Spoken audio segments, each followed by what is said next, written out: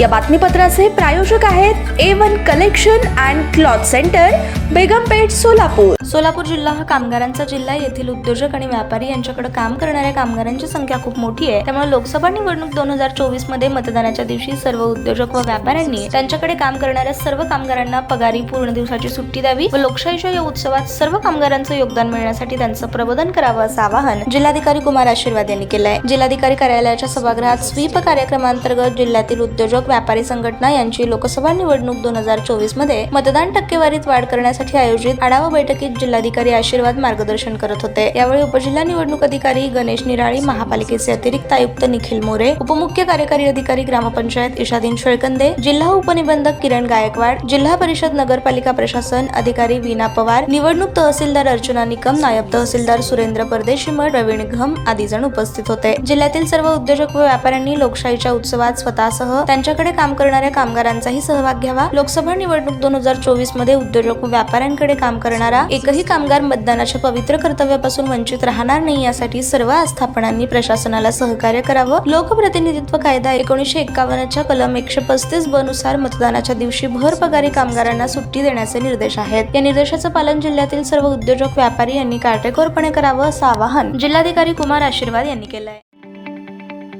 ताज्या बातम्या पाहण्यासाठी प्राईम महाराष्ट्र न्यूज चॅनलला सबस्क्राईब करा।